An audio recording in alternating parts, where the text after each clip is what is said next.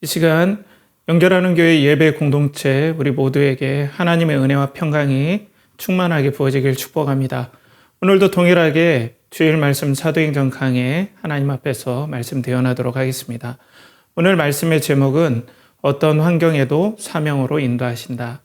어떤 환경에도 사명으로 인도하신다라는 제목으로 사도행전 18장 5절에서 11절까지 말씀을 가지고 또 하나님 앞에서 또 귀한 말씀 대언하도록 하겠습니다.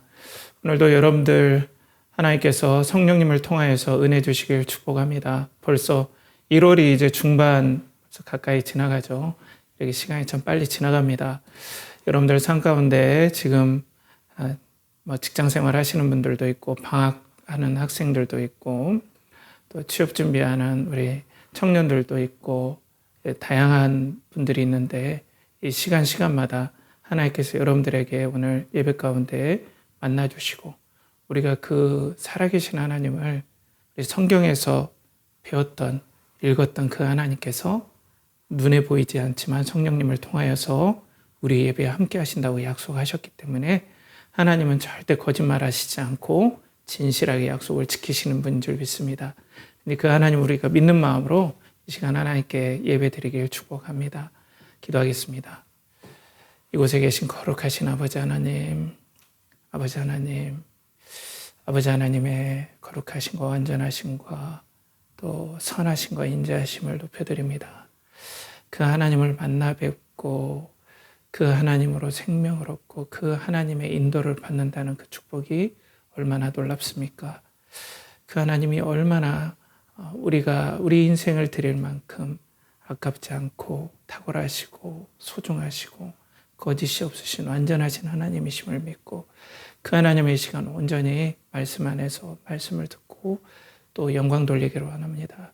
성령님께서 오늘 말씀 가운데 함께하여 주시고 또 우리 연결하는 교회 예배 공동체에게 임재하여 주셔서 그냥 종교생활이 아니라 성경에 나타난 말씀해 주신 그 하나님을 믿음으로 또 실제로 우리가 만나 뵙고 설교 가운데 말씀하시는 그 하나님의 음성을 듣는 복된 시간 되게 하여 주시옵소서. 이를 간절히 의탁드렸고 존귀하신 예수님의 이름으로 기도하옵나이다. 아멘. 자, 우리는 지난주에 교회를 세우기 위해 부르셨습니다 라는 제목으로 우리가 말씀을 또 함께 살펴봤습니다. 그래서 이제 바울은 하나님께서 이 고린도에서 생업에 종사하면서 예수 그리스도만 난 전하겠다. 후원자들의 눈치를 보지 않고 오직 예수 그리스도의 복음만 전하겠다. 하지만 만만치 않은 그런 환경 가운데 있었고 브리스길라와 아굴라라는 로마에 있던 예수 그리스도를 믿는 그 성도들은 글라우디오의 칙령에 따라서 모든 유대인들이 로마에서 추방될 때 그 모든 삶의 터전과 그리고 생업을 다 내려놓고 이제 고린도로 이주해야 했던 그런 여러 가지 삶의 부침과 어려움들이 있었는데 알고 봤더니 교회 공동체를 이루게 한 하나님의 섭리였다. 그걸 통해서 우리는 하나님께서 우리의 삶을 인도하시는데 각자의 삶을 인도하시죠. 그렇지만은 하나님께서 어떤 초점으로 인도하시냐? 이 하나님 백성 공동체, 구원 공동체, 교회 공동체를 세우고 교회 공동체 안에서 하나님을 예배하도록 우리를 인도하신다. 그렇게 이번 한 해도 섭리하실 거다. 이 말씀을 우리가 또 말씀을 대언하고 함께 살펴봤습니다. 오늘 말씀이 이제 생업에 종사했어요. 근데 디테일한 건 우리가 바울의 디테일한 건 자세한 건 우리가 잘 모를 수 있잖아요. 그죠? 자, 오늘 5절 말씀에 우리 함께 합독해 보겠습니다. 오늘 본문 5절 말씀. 실라와 디모데가 마게도냐로부터 내려오매 바울이 하나님의 말씀에 붙잡혀 유대인들에게 예수는 그리스도라 밝히 증언하니.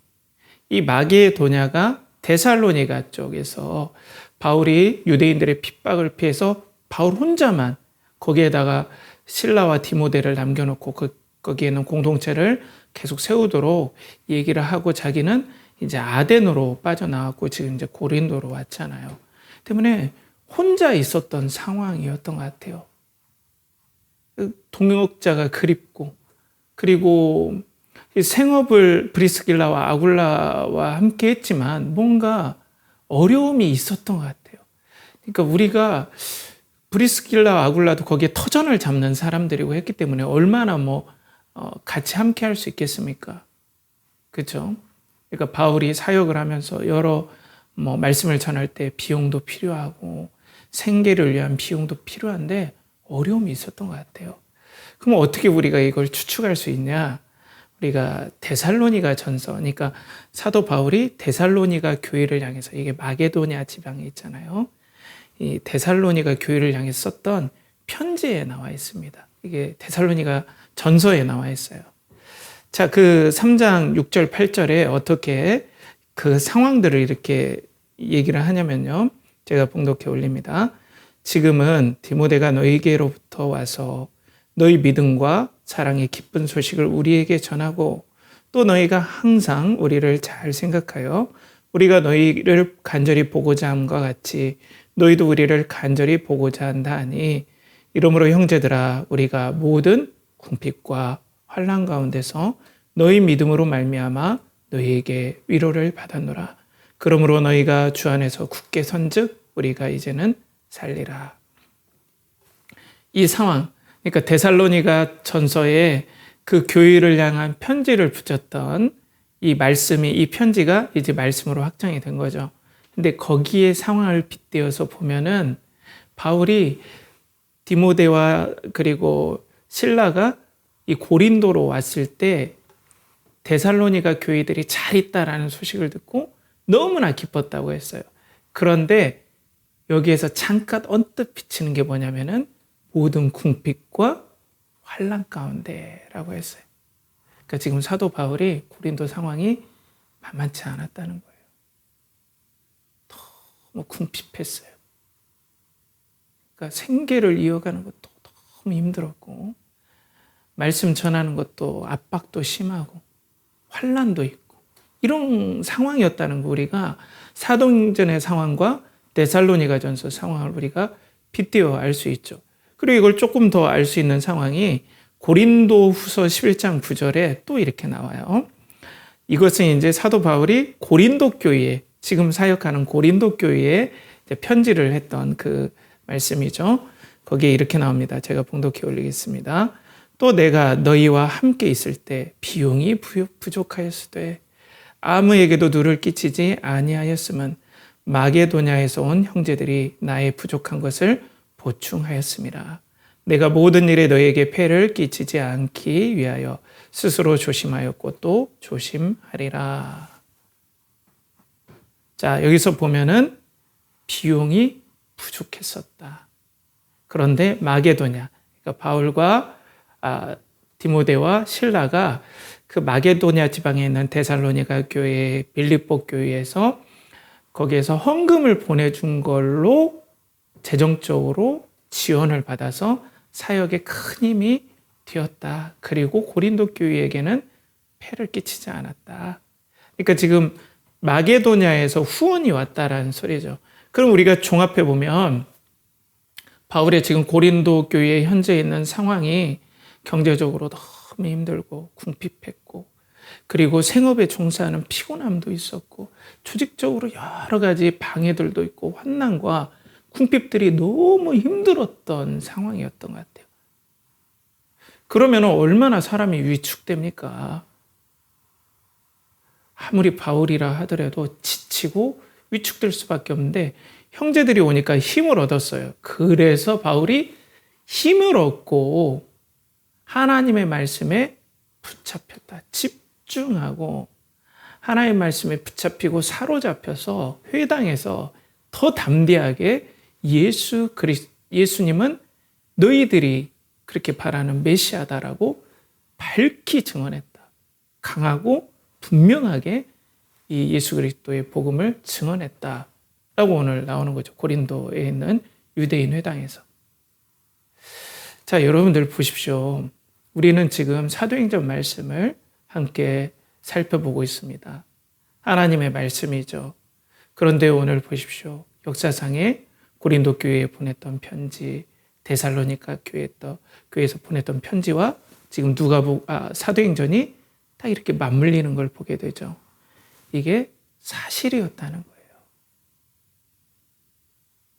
사도행전에 나타났던 피톤의 영을 내쫓고, 그리고 사도행전에 나타났던 성령의 강림의 역사, 그리고 성전 미문에서 베드로와 요한이 그 장애인을 일으켜 세운 그 역사, 천사가 베드로를 꺼냈던 그 역사, 그리고 안디옥 교회 예수 그리스도를 믿는 역사가 역사적으로 사실이었다는 걸 성경이 여러 복합적으로 교차 검증하면서 우리들에게 내적으로 보여주고 있다는 겁니다. 이건 어디 먼 나라에서 일어났던 얘기가 아니라 실제적으로 역사적으로 일어났고, 그리고 하나님의 사실을 바탕하는 진리라는 것을 우리에게 보여준다는 거죠. 여러분, 그 바울이 증거했던 하나님께서 성령님을 통하여서 우리 교회 예배에 함께 하시고, 그 하나님께 지금도 분명하게 살아계셔서 여러분들에게 말씀하고 있다는 겁니다. 그 하나님을 우리 다시 한번 이 시간 우리 마음을 새롭게 하면서 하나님을 생각합시다. 그냥 우리가 목적 없이 그냥 모니터에서 아무도 안 보기 때문에 내 마음에 영혼의 긴장 없이 앉아 있는 것이 아니라 거룩한 긴장감을 가지고 하나님 앞에 코람데오, 하나님의 존전 앞에 서 있다라는 그 마음을 가지고 여러분들이 이 시간 하나님 앞에 대면하길 축복해요. 하나님은 시간과 공간을 초월하시는 창조주 하나님이 되십니다. 하나님이 여러분들에게 말씀하시는 통로는 다양해요. 그런데 오늘 바울이 그 고린도 교회에서 회당에서 선포했듯이 오늘도 우리는 인터넷이라는 이 가느다란 통신선을 통해서 우리가 선포하지만, 그때 역사하셨던 하나님과 지금 역사하셨던 하나님은 동일하시고 변함도 없으시고, 그리고 우리를 향한 동일한 메시지, 예수 그리스도는 주라고 오늘 우리도 이 예배의 공간에서 밝히 말씀드리고 있다는 거예요. 여러분들에게 그 하나님을 믿는 은혜가 있길 축복합니다. 자, 이렇게 상황이 이렇게 됐어요. 그러니까 어떻게 했습니까? 여러분들이 항상 예상했던 반응들이 유대인 회당에서 일어났겠죠. 마치 벌집을 쑤시듯이. 또 유대인들이 이제 격분하는 거예요. 자, 오늘 6절에서 8절까지 말씀을 한번 우리 합독해 보겠습니다. 그들이 대적하여 비방하거늘 바울이 옷을 털면서 이르되 너희 피가 너희 머리로 돌아갈 것이요 나는 깨끗하니라. 이후에는 이방인에게로 가리라 하고, 거기서 옮겨 하나님을 경외하는 디도 유스도라 하는 사람의 집에 들어가니 그 집은 회당 옆이라. 또 회당장 그리스보가 온 지방과 더불어 주를 믿으며 수많은 고린도 사람들도 듣고 믿어 세례를 받더라. 하나님의 말씀에 큰 은혜를 받고 예수 그리스도를 밝히 증거했어요. 예수 그리스도에게만 집중했죠. 자, 그랬더니 이 유대인들이 대적했어요. 들고 일어났어요. 그냥 막 이렇게 한 게 아니라 마치 사두개인과 바리새인이 예수 그리스도께서 말씀을 전하셨을 때 조직적으로 예수님을 해하려고 했던 것처럼 조직적으로 일어나서 이 바울을 어떻게 린치, 그러니까 한번 때려줘야 되겠다. 그리고 이 완전 축출시켜야겠다. 이런 조직적인 어떤 생각과 그리고 계획을 가지고 사도 바울을 대적했다는 거예요. 절대로 예수 그리스도를 메시아라고 하지 말아라. 라고 하니까 사도 바울이 뭔가 감동과 판단이 왔던 것 같아요. 그래서 이제 발에 띠크를 턴다. 그리고 너희 피가 옷을 털면서 너희 피가 너희 머리로 돌아간다.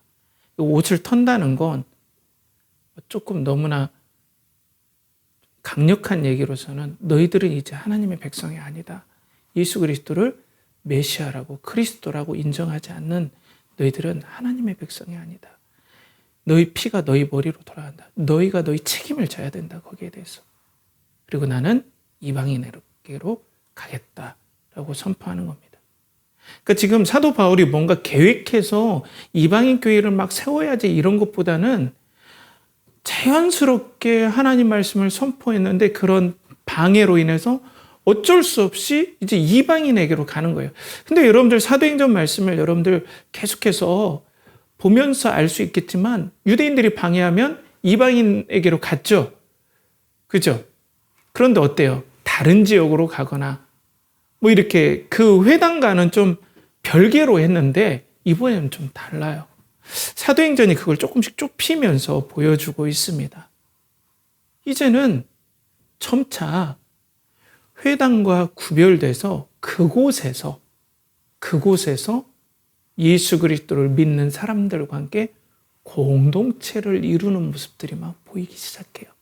그걸 오늘 이 사도행전에서 하나님의 사람 누가는 성령님의 감동을 통해서 우리들에게 보여주길 원하는 거죠. 자, 예수 그리스도께서 오직 성령이 너희에게 임하시면 너희가 권능을 받고 예루살렘과 온 유대와 사마리아와 어디까지? 땅끝까지 이르러 내 증인이 되리라. 이 땅끝까지 이르는 과정에서 이 땅끝에 있는 이방인들도 하나님의 백성이 되고 그들이 어떻게 하나님께로 돌아오고 또 그 과정에서 어떤 섭리가 있어서 돌아오는지를 하나님께서는 이 누가를 통하여서 우리들에게 보여주고 있다는 거예요. 여기에 보면은 이 디도 유스도라는 사람의 집이 회당 옆에 있다라고 오늘 말씀에 나와 있잖아요. 그 말씀이 옆에 있다라는 말씀의 원어가 쉬노모루사라는 거예요. 쉬노모루사. 그게 국경을 접하다, 이웃하다 이런 내용인 거예요. 그러니까 학자들은 어떻게 이 원어를 통해서 어떻게 추정을 하냐면 그냥 벽이 붙어 있는 거예요. 그러니까 여기가 유대인 회당이면 그 벽과 딱 붙어 있는 옆이 디도 유스도 집이었던 거예요. 그러니까 회당에서 나왔는데 멀리 안 갔어요. 그냥 옆에다가 예수 믿는 사람들이 옆에서 모였다는 거예요. 이건 어떤 의미가 있냐면 요즘으로 말하면 뭐 그런다고 좀 멀리 떨어지지 이런 의미라기보다는 그 당시 의미로서는 너희들이 진짜 하나님의 모인 공동체가 아니라 바로 옆에 있는 우리가 예수 그리스도를 믿는 우리가 진정으로 구약에서부터 아브라함의 언약의 정통성을 인정받고 그리고 하나님께서 예수 그리스도를 메시아로 보내주셔서 그 메시아 공동체, 하나님의 백성 공동체를 이루는 우리가 진짜 하나님의 백성이다 라는 강력한 메시지인 거예요. 그런데 회당에서 나와서 이전하고 다른 패턴입니다. 이전하고 다른 패턴이죠. 그럼 어떻겠어요?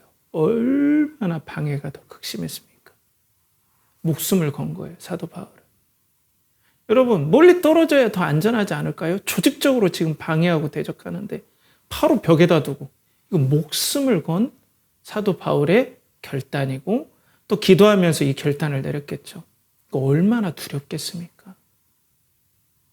거기에 있는 형제 자매들도 모였다면 얼마나 또 기존의 유대인들이 모였다면 얼마나 어려움이 있겠습니까? 예수 믿는 유대인들이 다른 유대인들한테. 그런데 더 놀라운 역사는 뭐예요? 회당장 그리스보가 그 가정과 함께 예수님을 믿어버려요. 그러니까 그 유대인 회당장이 예수 그리스도를 믿고 벽의 옆에 있는 디도 유스도 집으로 와서 같이 공동체 예배를 드렸다는 겁니다. 이건 너무나 충격적인 일이죠. 우리로 말하면 좀 비유가 조금 그렇지만 용서해 주십시오. 천주교 옆에 교회가 벽을 하나 사이에 두고 있다고 해봐요.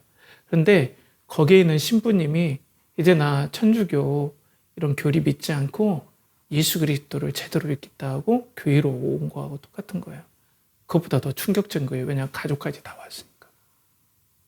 그런 충격적인 일, 놀라운 역사들, 믿음의 역사들이 일어나고 막 세례를 받고 이랬다는 거죠. 그러니까 뭐 계획한 게 아니에요. 하나님의 인도하심과 섭리 가운데 이런 일들이 일어났는데 얼마나 두렵겠습니까? 얼마나 대적들이 얼마나 불안하게 했을까요? 비방하고 방해하고. 그랬을 때 하나님께서 사도 바울에게 나타납니다. 예수님께서 나타나죠. 우리 9절 10절 말씀 함께 합독합시다. 밤에 주께서 환상 가운데 바울에게 말씀하시되 두려워하지 말며 침묵하지 말고 말하라. 내가 너와 함께 있으며 어떤 사람도 너를 대적하여 해롭게 할 자가 없을 것이니 이는 이 성중에 내 백성이 많음이라 하시더라. 그러니까 두려워하지 말며 라고 했을 때 예수님께서 환상 중에 나타냈죠. 아마 기도하고 있지 않았을까요? 얼마나 두려웠겠습니까? 그런데 예수님께서 환상 중에 나타내서 두려워하지 말며, 이 느낌은 뭐냐면 지금 너 두려워하고 있는데 두려워하지 말아라, 이런 느낌인 거예요. 바울이 두려웠던 거예요. 앞으로 어떻게 될지 모르고. 기존에 여러분들 생각해 보십시오. 이건 완전히 새로운 패턴이에요. 이전에 없던 패턴이에요. 새로운 환경에 바울이 처해지게 된 거예요. 이전에는 어떻게 됐든 간에 회당에 가서 말씀을 전하고 회당에서 쫓겨날 수는 있어도 그리고 또 따로 이렇게 조금 모이는 예수 그리스도를 믿는 모임 이렇게 있을 수는 있어도 이제는 완전히 회당하고 계속해서 이제 뒤에 보면은 회당하고도 가기도 하고 또 유대인과 완전히 단절한 건 아니지만 이 외국에서 회당하고 분리된 교회 공동체를 세워가는 일들이 이전에는 보지 못했던 새로운 환경과 그리고 새로운 방식들이 이제 사도 바울에게 딱 오게 됐다는 거죠. 한 번도 경험하지 못한. 두려웠을 거예요. 떨리고. 그런데 예수님께서 두려워하지 말아라. 내가 너와 함께한다. 왜냐하면 이 고린도에 나의 백성들이 많다. 이 말씀은 뭐예요?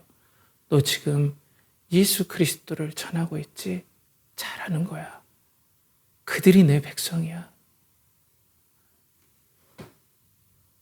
예수 그리스도를 믿고 예수 그리스도를 사랑하고 어떤 상황 가운데서도 예수 그리스도를 붙잡는 그들이 내 백성, 영원한 하나님 나라의 백성이야. 그 백성들이 많다. 때문에 너 두려워하지 말고 계속 말씀을 전해라. 내가 너와 함께한다. 내가 너와 임마누엘한다. 내가 너를 보호할 거야. 내가 너를 보호할 거야. 약속한다. 바울아, 두려워하지 말아라. 이렇게 한 거예요. 그러니까 바울이 힘을 낼 수 있었던 거죠. 사랑하는 여러분, 인간 바울이 오늘 보면은 우린 바울은 두려움이 없을 것 같고 마치 우리들과 다른 사람 같고 하지만은 바울도 어떻게 보면 이 급격하게 변화되는 자신의 환경 가운데 그리고 경제적인 압박들 그리고 인간관계의 어려움들, 공동체의 어려움에 엄청나게 힘들고 두려워했어요. 그런데 오늘 예수 그리스도께서 나타나셔서 사명을 주시죠. 말씀을 전하라. 내가 너에게 사명을 준다. 그리고 두려워하지 말아라. 내가 너와 함께한다. 사명을 주면서 어떻게 말씀하세요? 내가 너와 함께한다. 임마누엘 하겠다. 사명을 받았을 때 사도 바울이 용기를 냈다라는 거예요. 이건 우리들에게 너무나 큰 메시지를 줍니다. 그러니까 오늘 말씀을 보면은 우리는 사도 바울의 개척의 과정, 하나님 말씀을 받는 이 과정들을 쭉 우리가 살펴보면서 우린 뭐예요? 하나님께서 섭리하셔서 예수 그리스도를 밝히 증언하였더니 고린도 지방의 유대인 회당과 갈등을 통하여서 새로운 형태의 교회 공동체의 모습들, 이전에 잘 보지 못했던 새로운 형태의 교회 공동체가 세워지고 그리고 하나님께서 바울에게 용기를 주셔서 그리고 사명을 주셔서 그 일들을 계속 해나가게 하심을 우린 보게 되죠. 그걸 또 달리 우리가 표현하자면 하나님은 어떠한 변화와 어떠한 두려움 가운데서도 사명을 주시면서 힘을 주시고 우리를 인도하신다. 우리가 고대에 살든 근대에 살든 현대에 살든 그리고 인공지능이 나오고 앞으로 어떠한 것들이 우리들에게 변화로 경제적인 환경도 변화가 되고 얼마나 지금 시시각각 변화됩니까? 얼마나 빨리 지나갑니까, 여러분? 2010년대에 스마트폰 나와서 우와만 엄청났잖아요. 그래서 막 우리의 삶이 이 폰 안에서 다 됐지 않습니까? 그런데 이제 인공지능이라는 게 또 나왔어요. 그러니까 막 우리의 삶의 어떤 기반이 막 뒤집어 엎어지는 것 같아요. 막 적응하는데 정신이 없어요. 그러면 기반이 뒤집어 엎으면 경제 환경도 변하고. 그렇잖아요. 이전에 잘 나갔던 뭐 일본이라든지 다른 나라들이 이제 막 인터넷 환경으로 변하니까 엄청 헤매잖아요. 우리나라 그 덕을 받지 않습니까? 근데 이제 인공지능으로 뒤집어지니까 우리도 두려워하고 있어요. 준비가 잘 안 된 것 같으니까. 경제 환경도 어떻게 될지 모르고. 국제 환경도 뭐 상상도 못할 일들이 일어나죠. 미국의 트럼프 대통령 하는 일들을 보십시오. 막 이거 럭비공 같지 않습니까? 중국도 그렇고 거기에 일본도 그렇고. 그러니까 우리 성도들은 두려워할 수 있어요. 야, 앞으로 나 어떻게 되지? 학생들도 두려워요. 나 어떻게 하지? 응? 대학은 앞으로 뭐 대학에 가는 게 맞나? 이런 생각도 들 수 있잖아요. 일론 머스크라든지 아니면은 팔란티어인가요? 거기에 유명한 어떤 IT 그룹에 있는 사람은 그냥 고등학교 졸업한 사람을 자기의 기관에서 몇 개월만 해서 그냥 취업시키는 그런 걸 막 시도하고 있고, 대학에 대해서 새로운 막 개념 정리가 나오고 정신이 없어요. 지금의 직장이 계속 있으리란 법도 없고. 그러니까 우리는 미래의 환경에 대해서 두려워할 수 있죠. 그런데 오늘은 어떻게 해요?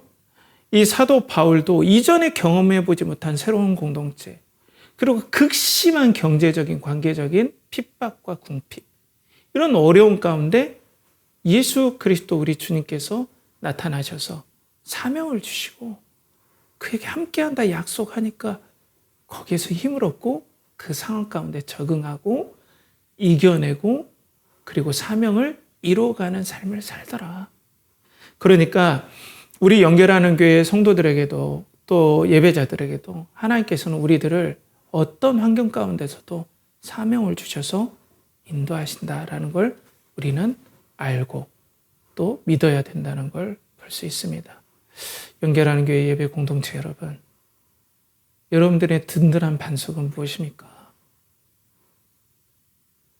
이 변화무쌍한 세상에 여러분들은 어떻게 살 것입니까? 그래요. 여러분들이 능력이 있고 정말로 잘 산다고 해봐요. 관계도 좋고 재능도 뛰어나다고 해봐요.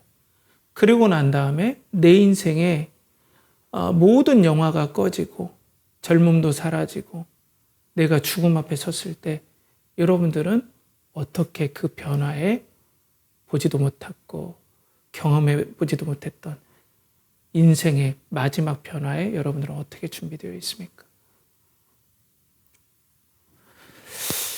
자,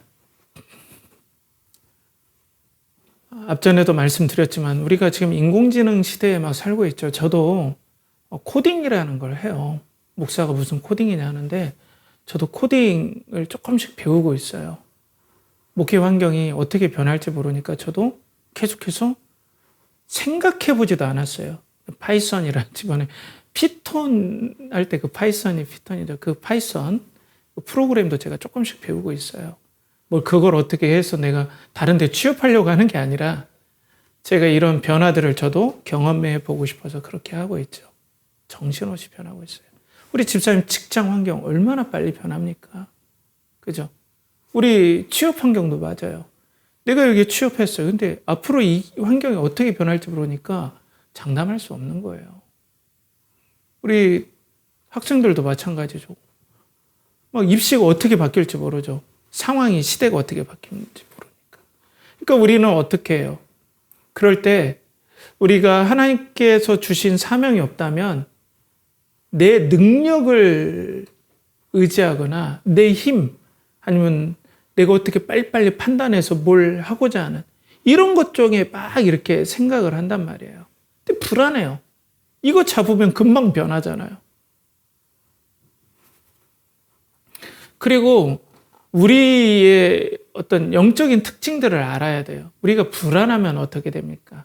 우리 불안함을 해소시킬 하나님이 아닌, 우리가 하나님을 잘 믿고 예수 그리스도를 성령님의 인도하심을 따라 잘 따라간다면 우리가 걱정이 없죠. 그렇지만은 우리의 죄의 본성들, 예수 그리스도를 믿지 않는 우리 공동체에 있는 우리 구성원들은 어때요? 너무 불안하면 어때요? 하나님을 의지하지 않고 다른 데가 의지할 만한 것들을 우상으로서 붙잡게 돼요. 여러분들 꼭 기억하십시오. 우상은 반드시 우리들에게 보복합니다. 희한해요. 우상은 반드시 우리들에게 보복하는데 어떻게 보복하냐면 절망으로 보복해요. 우상은 우리들에게 희망을 주겠다고 약속해요. 너 머리 좋잖아. 잘 굴려서 막 이렇게 차차착 판단하면 이렇게 갈 거야. 내가 차차착 판단하는데 나중에 그렇게 판단하게 갔더니 절망스러운 결과를 우리가 맞이할 수 있어요. 사람을 의지하고 돈을 의지하고 내 판단을 의지하면 항상 그것이 나의 우상이 된다면 이 세상을 하나님께서 창조하셨을 때 모든 원리는 첫 번째, 나 외에는 다른 신이 없다 라는 것이 이 세상을 움직이는 강력한 원리인데, 하나님을 모르고 하나님을 떠난 상태에서는 내가 어때요? 하나님을 모르는데 다른 거라도 붙잡으려고 살던 삶은 인생을 우리가 허비하게 되고 나중에는 절망의 마음들, 더 불안하게 되는 그런 일들이 100% 올 수밖에 없다는 거죠. 그런데 눈에 보이는 하나님은 우리가 믿음으로 붙잡지 않으려고 한다는 거예요. 여러분, 이곳에 오늘 말씀을 통해서 하나님께서 우리들에게 증거해 주시고 또 하나님께 살아계심이 수천 년 동안 이 성경 한 권이 완성되는데 1300년이 걸렸는데 이 1300년 동안 하나님께서는 계속해서 선지자를 통해서 하나님을 증거해 주시고 결정적으로는 그 아들 우리 주 예수 그리스도를 보내주셔서 하나님께서 이 땅을 창조하시고 죄의 문제를 해결하시는 그 창세기에 나타나신 하나님이 살아계신 우리들에게 증거해 주고 계시고 사도들을 통해서 증언해 주시는 이 놀라운 역사들, 이게 우리들에게 증언되지 않습니까? 근데 변화무쌍한 세상에 우리가 이 하나님이 아니고 내 지혜와 내 판단과 내 능력을 의지한다면 100% 우리는 절망할 수밖에 없어요. 하나님을 붙잡읍시다.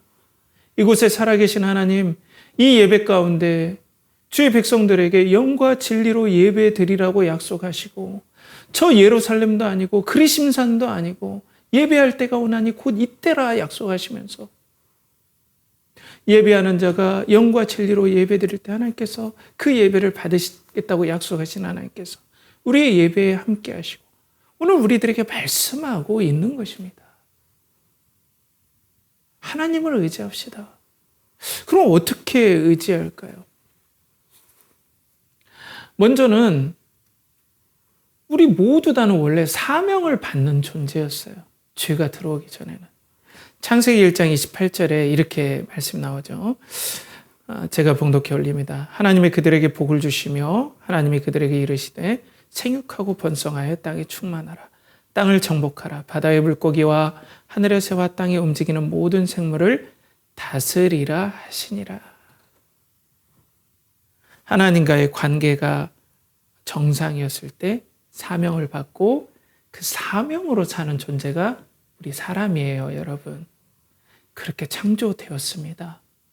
우리는 하나님과의 관계를 맺고 하나님께서 우리에게 말씀해 주신 바대로 이 땅에서 사명을 받고 살아가도록 만들어진 존재라는 거예요. 그렇기 때문에 사명이 없이는 우리는 방황할 수밖에 없어요. 여러분들, 배가 큰 항공모함이 딱 나가잖아요. 아무리 큰 항공모함도 어디 가야 된다는 목적지가 없으면 어떻게 돼요? 바다에서 표류해요. 헤매는 거예요. 항공모함에 무기도 많고 전투기도 많고 첨단 시스템이 있어도 어디로 가야 된다는 목적이 없으면 헤매는 거예요. 그냥 표류하는 거예요. 연료만 다 쓰는 거예요. 우리 인생이 어떻습니까? 하나님과의 관계가 단절돼 버렸어요. 하나님께 사명을 받아서 우리는 생육하고 번성하고 하나님께서 다스리는 세상을 하나님 대신해서 우리가 통치하고 또 우리의 재능과 그리고 달란트에 따라서 이 세상을 가꾸어 가도록 사명을 받는 존재들인데 하나님과의 관계가 끊어지니까 어때요? 재능으로서는 사는데 이 재능을 무엇을 위해 쓰는지를 모르니까 우상으로서 이 재능과 관계로서 이 재능과 소유들을 잡고 살다 보니까 계속해서 우리는 불안하고 절망하게 된다는 거예요. 이게 비참한 현실입니다. 근데 원래는 사명을 받는 존재였다. 때문에 구원은 어때요? 예수 그리스도를 믿으면 사명이 회복돼요. 하나님과의 관계가 회복되니까. 사명이 회복되면 어떻습니까? 기도 가운데 우리가 하나님 앞에서 기도하면 왜 하나님이 인도하시지 않겠습니까? 100% 인도하십니다. 우리 하나님은 너무 선하십니다. 진실하십니다. 사명을 주세요. 10살짜리 아이에게도 사명을 주시고 중학생에게도 사명을 주세요. 우리 중학생 하나님 말씀하시려고 합니다. 들으십시오. 우리 고등학생에게도 사명을 주십니다. 난 사명 못 받는데요. 아니에요. 말씀해 주세요. 어떻게 말씀하십니까? 상황으로도 말씀해 주세요. 오늘 사도 바울이 어떻게 사명을 또 발견합니까? 자기는 어떤 하나님의 예수 그리스도에게 집중하려고 하는데 상황과 여러 환경들을 통해서 섭리하면서 우리에게 사명을 드러내 주시잖아요. 다양해요. 말씀해 주십니다. 대학생, 우리 취업준비생, 직장인들, 우리 집사님. 얼마나 이 직장 환경이 얼마나 빨리 변합니까? 그런데 우리가 예수 그리스도 안에서 하나님과 관계가 회복되면 하나님은 어느 연령대든 사명을 주십니다. 사명을 주시면 무엇이 따랐습니까? 내가 너와 함께하리라. 우리 좋으신 하나님께서 신실하신 아버지 하나님께서 반드시 함께한다고 약속하십니다. 여러분 이런 보장이 어디 있습니까? 천하 만물을 다스리시는 하나님께서 함께하신다고 약속하니 이런 보장이 어디 있습니까?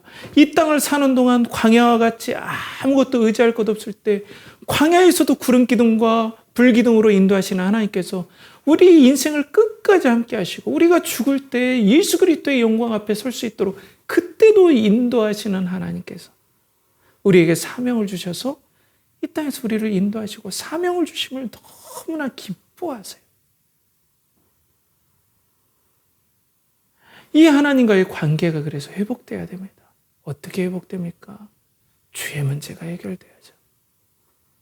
여러분들은 지금 내가 인생의 마지막 내 어떤 가느다란 숨마저도 이제는 생명의 기운이 마치 바람의 촛불처럼 다 꺼져가는 그때 여러분들 인생에서 나 떳떳하다 할 수 있겠습니까? 나 떳떳하다. 나 무엇을 만나도 떳떳하다 할 수 있겠어요? 못해요. 왜? 우리 양심이 증거예요. 우리 양심이 난 올바르지 못했다는 걸 예수님을 믿든 믿지 않든 우리 양심이 증거예요. 그러면 어떻게 이 죄의 문제를 해결하겠습니까, 여러분? 무엇으로 여러분들은 계획을 가지고 있습니까? 우리 주 예수 그리스도만이 이 하나님 앞에 떳떳지 못하고 바르지 못한 우리의 죄와 허물들을 예수님께서 대신 담당해 주시고 이 땅에서 완전한 순종, 하나님 앞에 흠도 점도 없도록 완전하게 순종하신 그 떳떳함, 올바름, 그 예수 그리스도의 의를 우리들에게 믿음을 통해서 주심으로, 전가해 주심으로 우리가 죽을 때도 내 의는 더러운 옷 같으나 우리 주 예수 그리스도의 의를 생각할 때 그 예수 그리스도의 완전하심이 너무나 탁월하고 그 완전하심을 나에게 주심이 너무나 믿어지기 때문에 우리가 담대하게 죽음을 맞이할 수 있는 거죠.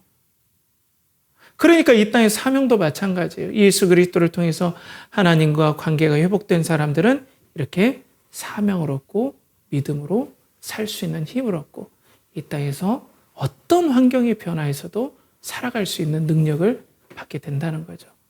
그래서 하나님께서는 약속대로 신실하게 바울을 지켜주셨어요. 오늘 본문 11절 말씀 같이 함께 합독해 볼까요? 시작. 1년 6개월을 머물며 그들 가운데서 하나님의 말씀을 가르치니라.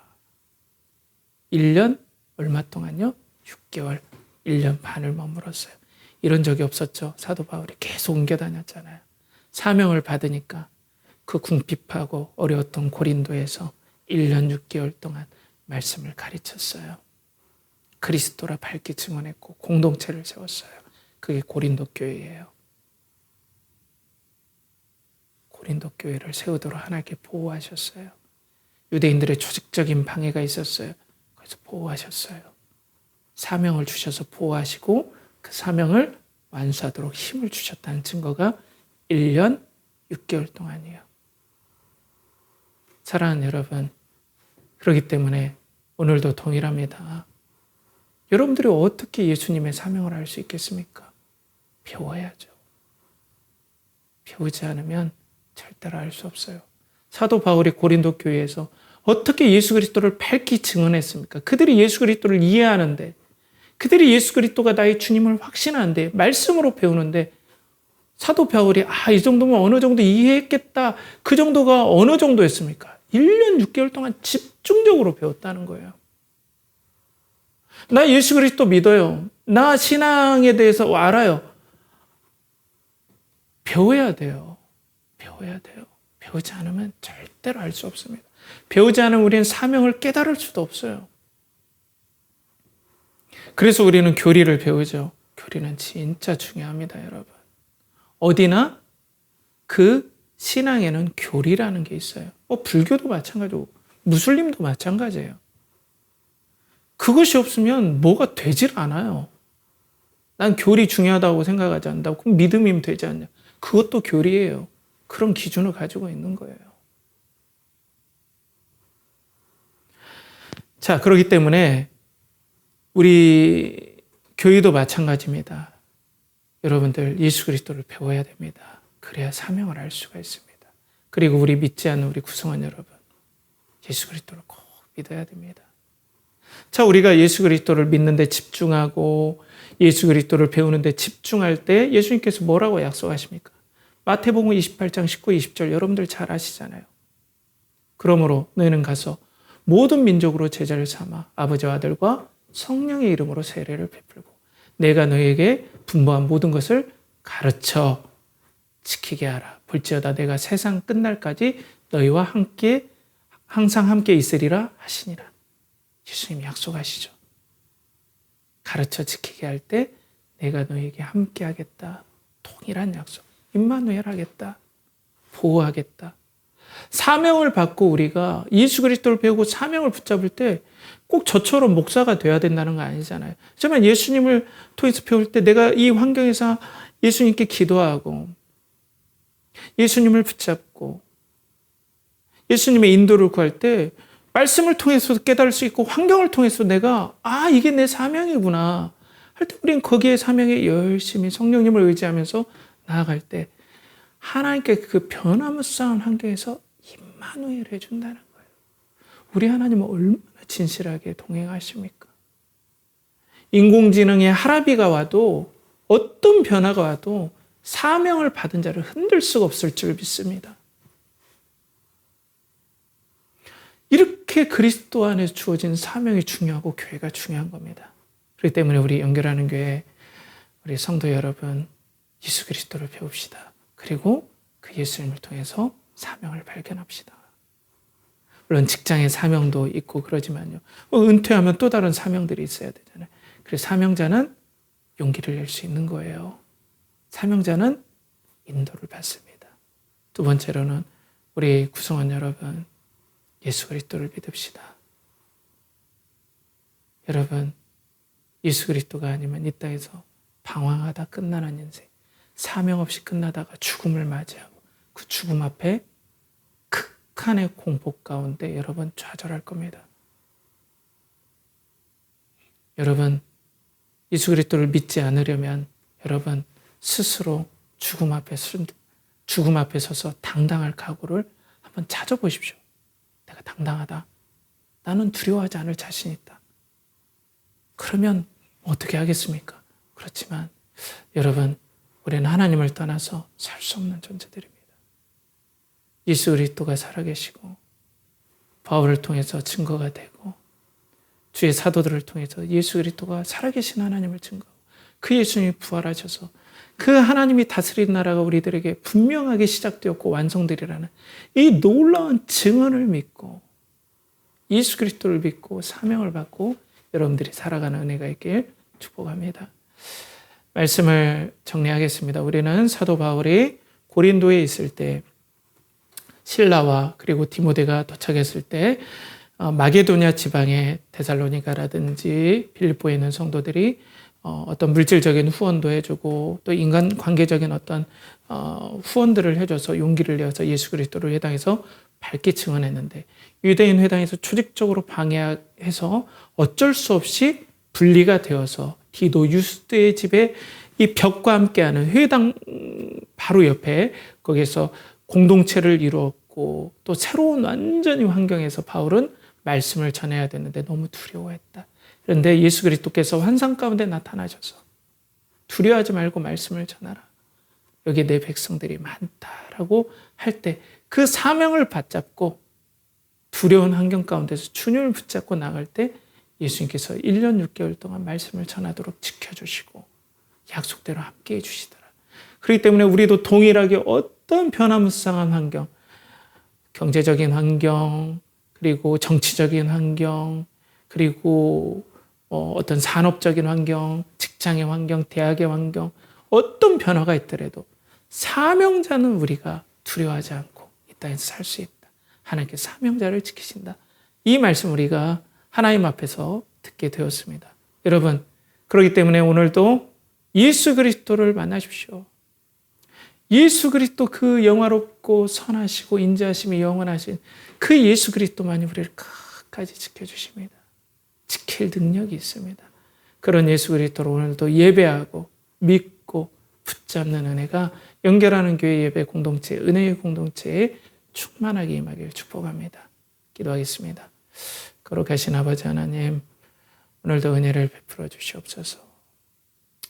예수 그리스도를 믿음으로 하나님과 관계가 회복되어 사명을 받고 그 하나님과 동행하며 사명을 행할 때 어떤 변화되는 환경, 두려운 환경에서도 임마누엘 지켜주시는 하나님의 능력과 인도하심을 경험하는 연결하는 교회 예배 공동체, 은혜의 공동체 되게 하여 주시고 또 장래를 두려워하는 우리 구성원들에게도 은혜를 주시고 또 예수 그리스도를 통하여서 또 용기를 얻고 인도하심을 받는 복된 은혜가 있게 하여 주시고 미래를 두려워하지 않고 오히려 미래를 하나님께서 인도하실 걸 기대하면서 오히려 담대하게 믿음으로 살아가는 우리 연결하는 교회 예배 공동체 되게 하여 주시옵소서.